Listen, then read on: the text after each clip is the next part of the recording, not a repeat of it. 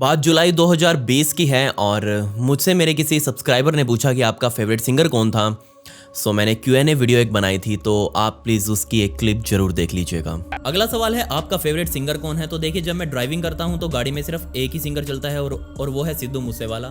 उसके अलावा तो कोई भी जो सॉन्ग बढ़िया लगे वही चल जाता है। बट ना सिर्फ मेरे लिए बल्कि मेरे जैसे हजारों लाखों लोगों के लिए वो बहुत दुख की घड़ी थी जब हमें पता चला था कि पंजाबी इंडस्ट्री का या फिर मैं कहूँ म्यूजिक इंडस्ट्री का बहुत ही चमकता हुआ सितारा अब अपनी चमक छोड़ चुका है। मैं जिस सिद्धू मूसेवाला के बारे में अब आपको सब कुछ बताने वाला हूं, यकीन मानिए मैंने उसके बारे में कुछ भी स्क्रिप्ट नहीं लिखी। जी हां, मैं इस वीडियो को बिना स्क्रिप्ट के ही आपके सामने रखूंगा। मुझे स्क्रिप्ट लिखने की जरूरत इसलिए नहीं पड़ी क्योंकि मैं उनके बारे में सब कुछ जानता हूं। जी हां, जितना जरूरी है उतना तो जानता ही हूं। मैं उनसे पर्सनली कभी नहीं मिला, लेकिन हाँ, एक दिल में इच्छा थी कि अपने रोल मॉडल से या फिर मेरे जैसे पता नहीं कितने लाखों करोड़ों लोग होंगे जो उनको रोल मॉडल मानते थे, वो उनसे मिलने की इच्छा जाहिर कर रहे होंगे, बट नहीं मिल पाए। खैर, आज मैं आपके सामने वो सभी बातें रखूंगा जो आपको उनके बारे में पता होनी चाहिए। वो सभी बातें नहीं बताऊंगा जो मीडिया वगैरह में सुनते आ रहे हैं, लेकिन उससे पहले मैं आपको कुछ और भी बताऊंगा। तारीख थी 7 सितंबर 1996 की, जब एक बहुत ही लेजेंडरी आर्टिस्ट, जी हाँ, टूपाक शकूर का मर्डर नवाडा के लास वेगस में गोलियां मारकर किया गया था। जी हाँ, वो भी रात के समय अपनी BMW गाड़ी में सवार होकर कहीं जा रहे थे, लेकिन तभी वो एक रेड लाइट पर रुके और तभी साइड में से 2 और गाड़ियां आई और उनके ऊपर गोलियों की बौछार कर दी। टूपाक और सिद्धू मूसेवाले का क्या कनेक्शन है, मैं आपको इस वीडियो में सब कुछ बताऊंगा। उनकी सिमिलैरिटीज क्या थी और क्या क्या उन्होंने पहले ही अपने गानों में बता दिया था।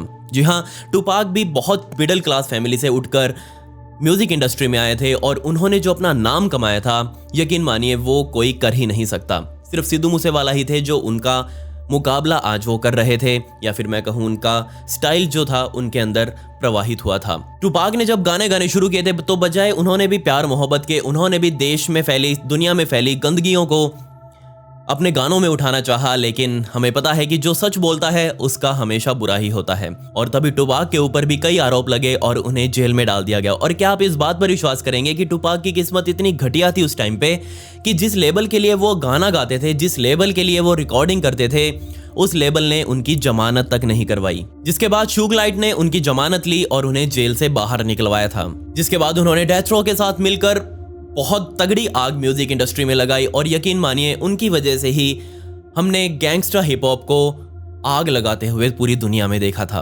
लेकिन यहाँ उनकी कंट्रोवर्सीज पूरी दुनिया में फेमस थी और वो कंट्रोवर्सीज थी west side versus east side. Biggie वगैरह के आपने गाने सुने होंगे तो आपको पता होगा कि वो लोग ईस्ट साइड से कनेक्टेड थे और वो अपने ग्रुप को क्रिप गैंग के नाम से बोलते थे। लेकिन हमें पता है कि टूपाक ने जाकर बाद में ब्लड गैंग को ज्वाइन कर लिया था, जो कि ऑब्वियसली वेस्ट साइड का एक गैंग था। ये लड़ाई ना सिर्फ गानों में थी बल्कि असलियत में भी ये लड़ाई हमने देखी थी। जी हाँ, वेस्ट साइड और ईस्ट साइड के बंदे जो थे वो आपस में कभी भी गैंगवारी कर देते थे। और एक दिन आया 7 सितंबर 1996 का, जब टूपाक शकूर नवाडा के लॉस वेगस में ही मौजूद थे और तभी एक क्रिप गैंग का मेंबर जिसका नाम ऑरलैंडो एंडरसन था, वो भी उनके आसपास ही कहीं मौजूद था। तो उनकी लड़ाई उस क्रिप गैंग वाले मेंबर से यानी कि ऑरलैंडो एंडरसन से हुई थी डेथ रो के एक गाने को लेकर। और आज भी ये माना जाता है कि इसी लड़ाई का, इस छोटी सी लड़ाई का, एक गाने की लड़ाई का बदला लेने के लिए ऑरलैंडो एंडरसन ने रात के टाइम टूपाक शकूर की BMW गाड़ियों पर 2 तरफ से गोलियों की बारिश करवा डाली। बदकिस्मती से इस सारा कांड जब हुआ उस टाइम शकूर अपनी सिक्योरिटी को साथ लेकर नहीं गए थे। ये कहानी का एक बहुत छोटा सा हिस्सा था। आपको पता ही होगा सन 2018 में XXX टेंटाशॉन को भी कुछ इसी तरह से मारा गया था। उनकी भी गाड़ी पर गोलियां बरसाई गई थी जब वो सिक्योरिटी अपनी साथ लेकर नहीं गए थे। और फिर से इतिहास को दोहराया गया और दिन था 29 मई 2022 का। समय था शाम के लगभग 5:30 बजे। सिद्धू मूसेवाला अपने घर पर मौजूद थे और ये बात जग जाहिर है कि उनकी एक दिन पहले ही सिक्योरिटी को हटाया गया था। जी हाँ, उनके पास पहले 6 गनर थे, यानी कि 6 सरकारी गनर थे, लेकिन उनको घटाकर सिर्फ 2 सरकारी गनर ही अब उनके पास मौजूद थे। लेकिन यहाँ मैं बात करता हूँ 8 अगस्त 2021 की, और यकीन मानिए ये वो दिन था जब लेजेंड सिद्धू मूसेवाला के मर्डर की स्क्रिप्ट को लिखा जा चुका था। जी हाँ, अब आप पूछेंगे कि उस दिन क्या हुआ था। तो उस दिन अकाली दल के एक नेता और लॉरेंस बिश्नोई, जी हाँ, गैंगस्टर लॉरेंस बिश्नोई के बहुत करीबी रहने वाले विक्की मिद्दोखेड़ा का मर्डर मोहाली पंजाब में हुआ था। मोहाली पंजाब में किए गए उस मर्डर के जब शूटर्स को पकड़ा गया तो दिल्ली पुलिस के सामने उनके शूटर्स ने बयान दिया था कि इस सारे हमले में हमारी तो थोड़ी बहुत मदद करी है सिद्धू मूसेवाला के मैनेजर शगनप्रीत ने। गैंगस्टर लॉरेंस बिश्नोई को यह बात पता चली कि इस मर्डर के पीछे यानी कि विक्की मिदोखेड़ा के मर्डर के पीछे सिद्धू मूसेवाला के मैनेजर शगनप्रीत का हाथ है। तो उसने सोचा कि क्यों ना शगनप्रीत को ही धर लिया जाए। लेकिन धरता कैसे, क्योंकि 10 अगस्त या फिर 11 अगस्त को मर्डर के सिर्फ 3 या 4 दिन बाद ही शगनप्रीत इंडिया छोड़कर ऑस्ट्रेलिया भाग गया। ये बात जब लॉरेंस बिश्नोई को पता चली तो उसको समझ आ गया कि वो उसकी इतनी औकात नहीं थी कि वो अकेला ऐसे मौके पर देश छोड़कर भाग सके। तो उसे लगा कि जरूर इसमें किसी ना किसी ने उसकी मदद करी है और उसे ये आभास हो गया कि उसकी मदद और किसी ने नहीं बल्कि सिद्धू मूसेवाला ने ही करी है। और तभी से लॉरेंस बिश्नोई के दिमाग में बैठ गया कि अगर विक्की मिदोखेड़ा के मर्डर का बदला लेना है तो सिद्धू मूसेवाला की जान पर हमला करवाना होगा। पर यहाँ सवाल ये था कि लॉरेंस तो जेल में था तो वो बदला लेगा कैसे। तो उसने अपने ही एक साथी रहे गोल्डी बरार को कांटेक्ट किया। जी हाँ, गोल्डी बरार और कोई नहीं बल्कि कनाडा में बैठकर लॉरेंस बिश्नोई का काम इंडिया में संभालता है। अब आप कहेंगे कि गोल्डी बरार का इसमें क्या फायदा था, तो मैं आपको बता दूं कि गोल्डी बरार का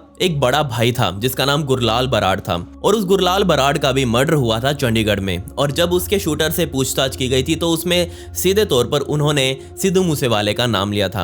हो ना हो ये पक्की एक साजिश ही थी सिद्धू मूसेवाला के नाम को बदनाम करने की, क्योंकि जब कोई बंदा इतनी ऊंचाई पर पहुंच जाता है तो उसे खींचने वाले 10,000 10 लाख लोग एक साथ लग जाते हैं। खैर उसे भी अब अपनी भाई की मौत का बदला लेना था तो उसने लॉरेंस को इस काम के लिए हाँ कर दिया और कहा कि कोई टेंशन नहीं है, ये काम हम करवाएंगे। लेकिन अब दिक्कत ये थी कि वो काम ये करवा पाते इससे पहले पंजाब में चुनाव आ गए तो ऑब्वियसली वहाँ बहुत ज़्यादा सिक्योरिटीज़ बढ़ जाती है, धारा 144 लागू हो जाती है, हर जगह हर बंदे की चेकिंग होती है। तो इस टाइम पर ऐसा कुछ कांड करवाना बहुत ज़्यादा मुश्किल काम था। तो उन्होंने थोड़ा सा वेट किया, मार्च आ गया। मार्च के बाद मार्च में रिजल्ट भी आ गए थे और सीएम भी बन चुके थे और अब अप्रैल का पहला हफ्ता आ गया। और जब लॉरेंस और गोल्डी ने सोचा कि अब इस काम को अंजाम देना है, लॉरेंस ने अपने एक शूटर शाहरुख को इसके लिए हायर किया। जी हाँ, वो दिल्ली का एक जाना माना तो नहीं, छोटा मोटा कह ही सकते हैं, हाँ वहाँ का गैंगस्टर था। और उसने शाहरुख को एक काम दिया कि तुम्हें सिद्धू मूसेवाले का मर्डर करना है। उसने कहा ओके, और वो वहाँ से सीधा पंजाब चला गया। पंजाब जाने के बाद उसने सिद्धू मूसेवाला के घर की रेकी करी और रेकी करते करते उसकी मुखबरी ही किसी और ने दिल्ली पुलिस को दे दी। दिल्ली पुलिस तुरंत आई और उसे शाहरुख को पंजाब के मानसा जिले में मौजूद मूसा गांव के अंदर से ही उठाकर लेकर गई थी। और जब उसे पूछताछ की गई कि तू वहाँ क्या कर रहा था तो उसने कहा था कि वो अपने एक मिशन पर वहाँ था। अब ऑब्वियसली मूसा गांव में वो घूम रहा है तो एक बच्चा भी समझ जाएगा कि मूसा गांव में कोई गैंगस्टर क्यों घूमेगा। जी हाँ, सिद्धू मूसेवाला ही वहाँ की आन बान शान थे और ऑब्वियसली वो उन्हें ही मारने के लिए वहाँ आया था, जिसमें उसने अपना बयान भी दिया और कहा कि वो सिद्धू मूसेवाला की ही रेकी कर रहा था और गोल्डी बरार ने उसे ऐसा करने के लिए कहा है। लेकिन उसे पहले ही दिल्ली पुलिस द्वारा उठा लिया गया। अब वो उठ गया था तो गोल्डी बरार ने अपना प्लान थोड़ा सा पोस्टपोन कर दिया और उसने अब फिर से नए शूटर्स को हायर करना शुरू किया। लेकिन अब की बार उसने सिर्फ एक बंदे को हायर नहीं किया बल्कि पूरी टीम बनाई, और टीम भी नहीं बल्कि टीमें बनाई। यहाँ पर कुल टोटल 3 टीमें गोल्डी बरार की काम कर रही थी। एक शूटर्स की टीम जिनका काम था गोली चलाना, एक टीम वो जिनका काम था इन शूटर्स को हथियार उपलब्ध करवाना, और एक तीसरी टीम वो जिनका काम था हत्या करने के बाद इन लोगों को गाड़ियां उपलब्ध करवाना, लूट की गाड़ियां उपलब्ध करवाना जिसमें ये तुरंत बैठकर वहां से भाग सकें। गोल्डी ने पहले ही सोच लिया था कि वो पंजाब के लोकल शूटर्स हायर नहीं करेगा, वो बाहर से शूटर्स मंगवाएगा ताकि वो अपना काम करें और तुरंत निकल जाए।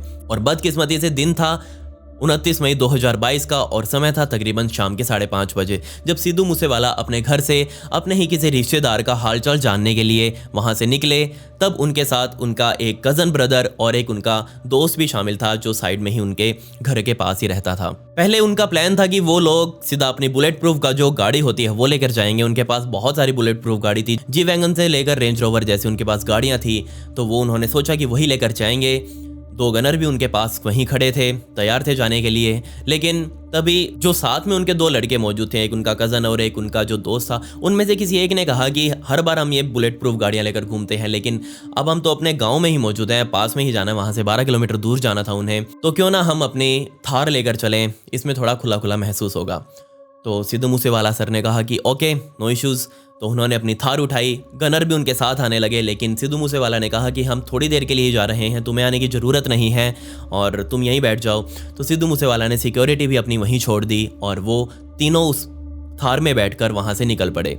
लेकिन अब यहाँ पर आप वो मुखबरी देखिए जिस लेवल की मुखबरी सिद्धू मूसेवाला की लगी हुई थी। जी हाँ, जैसे ही घर से बाहर निकले तभी 1-1.5 किलोमीटर चलने पर ही उनके पास एक बुलेरो और एक टोयोटा की कोरोला गाड़ी आगे पीछे होने लगी थी।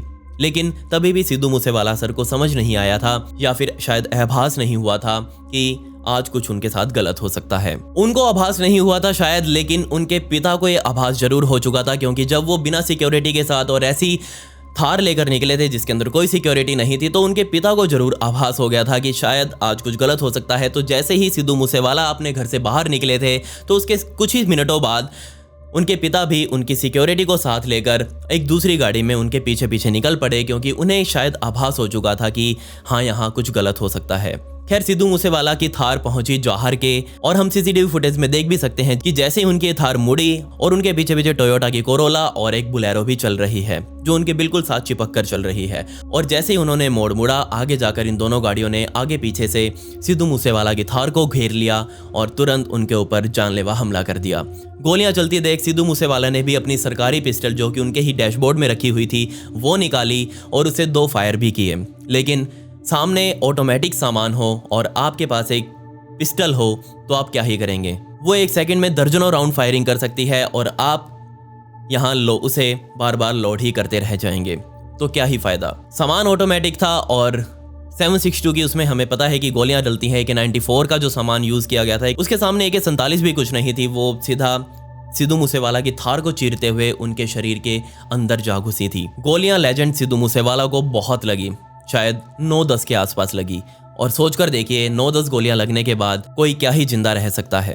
लेकिन फिर भी लेजेंड सिद्धू मूसेवाला अभी तक सांसें ले रहे थे।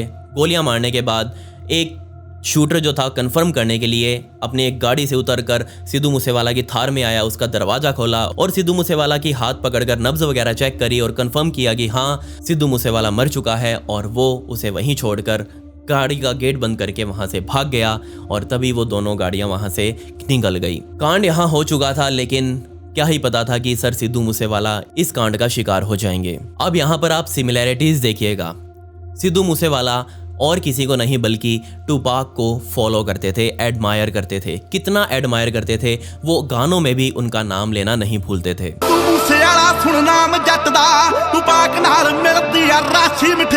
ये दोनों ही हमेशा समाज में फैली गंदगियों को अपने गानों में उठाते थे और उनकी सीख लोगों को देते थे, तभी इनका नाम इतना चढ़ा था। गैंगस्टा हिप हॉप इनके गानों का थीम रहता था। सिद्धू मूसेवाला सर ने अपने बहुत से गानों में अपनी मौत का जिक्र पहले ही किया था।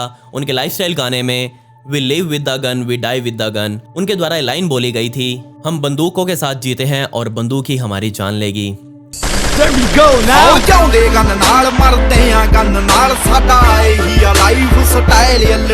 ये लाइन उन्होंने पहले ही बोली थी। और उनका जो सेकंड लास्ट गाना था द लास्ट राइड, सुनकर देखिएगा आप खुद समझ जाएंगे कि उन्होंने अपनी मौत की, अपने पूरे मौत का जो एक्चुअल सीन था वो उन्होंने पहले ही लिख दिया था द लास्ट राइड गाने में। और उस गाने का नाम भी आप सोच सकते हैं, लास्ट राइड, अंतिम यात्रा ही था।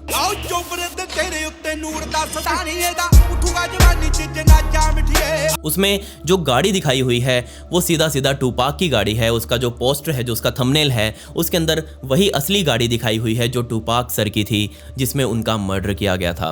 और ऐसा ही कुछ यहाँ भी इतिहास ने फिर से दोहराया और सिद्धू मूसेवाला सर को इस दुनिया से अलविदा कर दिया, जो कि हम सब के लिए बहुत दिल दुखा देने वाला है। और अगर सच कहूँ तो मुझे अभी तक यकीन नहीं हो रहा कि जिनके गाने हम सुन सुनकर आज तक अपना मनोरंजन करते आए हैं, आज तक हम उनसे सीख लेते आए हैं, जिनको हम एडमायर करते हैं, जिनको हम फॉलो करते हैं, जिनकी इतनी फैन फॉलोइंग है, वो अब हमारे बीच नहीं रहे। क्या आप भी सिद्धू मूसेवाला सर के फैन थे? अगर हाँ तो उनके गाने की एक एक लाइन, जी हाँ ज़्यादा नहीं कहूँगा, एक एक लाइन कमेंट्स में मेरे लिए ज़रूर लिख दें। मुझे बहुत अच्छा लगेगा, उनके गानों की लाइंस पढ़ूंगा तो थोड़ा अच्छा लगेगा, आपको भी अच्छा लगेगा। आप भी उनके और कमेंट्स पढ़िएगा जो और वीडियो पर आएंगे। Thank you so much. मैं इस वीडियो में कोई शाउट आउट नहीं दूंगा और ना ही आपको इस वीडियो को लाइक करने के लिए कहूँगा, ना ही आप इस पे पिक मी वगैरह लिखिए। ये वीडियो कुछ और नहीं, ट्रिब्यूट थी लेजेंड सिद्धू मूसेवाला को।